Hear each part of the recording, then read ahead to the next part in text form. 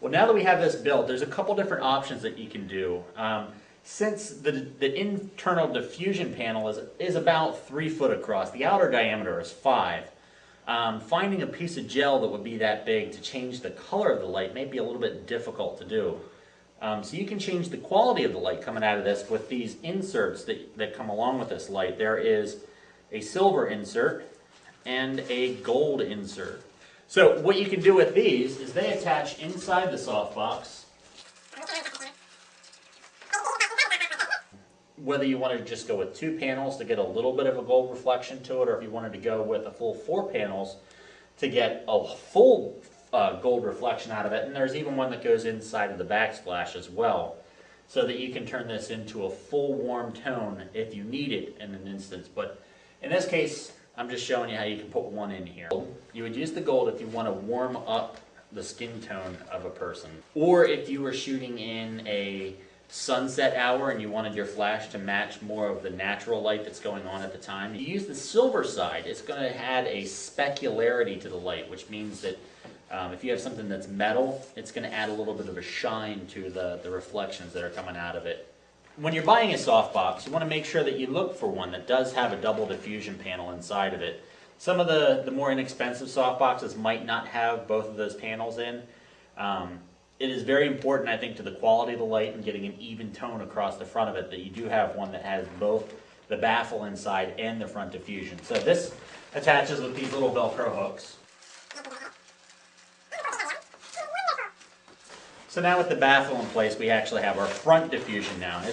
It's much like the baffle inside of it, but it's just a little bit bigger, and this actually connects to the outside. Now, this is a feature that I do like on these softboxes, is this little lip on the outside of. Now I'm going to attach the screen here to show you.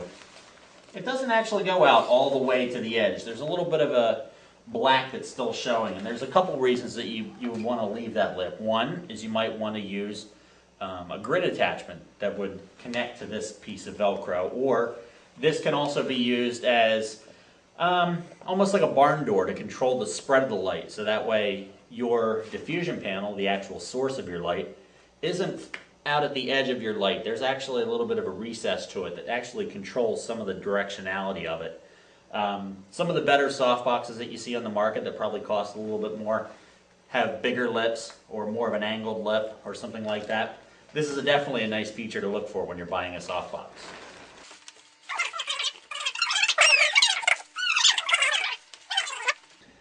Alright, so now we have our softbox built. We got our diffusion panel on the front. Now if we fired this up and lit it up, it would probably flare right into the lens, and that wouldn't work out for us. But this gives you a really nice soft light. Now if you had your model this close to the light, you would have incredibly soft light, because you had to have light from behind all the way over here in front of them, and they would have this real nice soft cast of beautifully soft lighting. Of course, you'd have to crop it creatively so that way this isn't actually in the frame. But it gives you an idea of just the size of this. I'm a 6 foot tall guy, and it's coming to about mid-thigh over my head here. So we're going to actually show you some samples of what this nice big soft light can do, and then we'll show you a setup with this actually in place.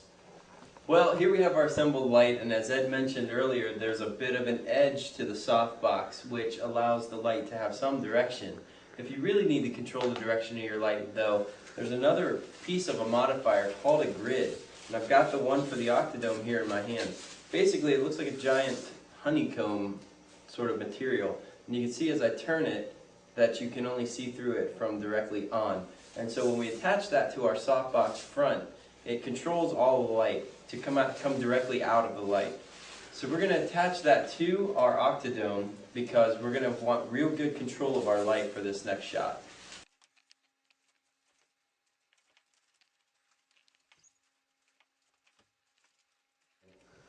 So the grid has been attached to the outside edges of our light source, holding it to the front of the diffusion panel on the outside of the light.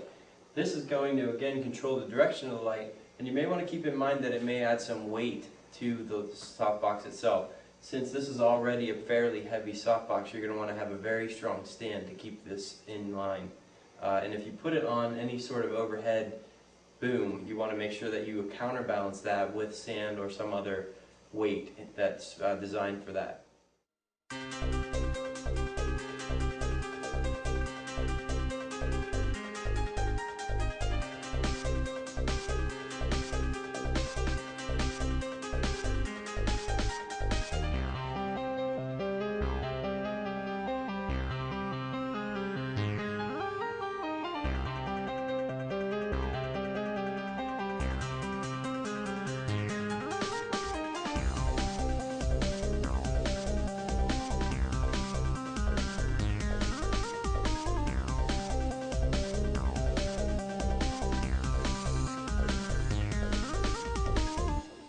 Alright, so there's our first video episode, episode 40, and stay tuned with us next time. We're going to have back to the interview segment.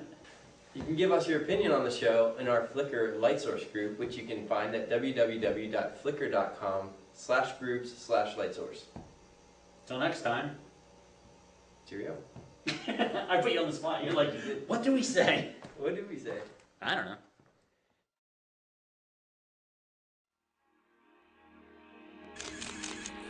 Photocastnetwork.com, your photography resource in the potosphere. Photocastnetwork.com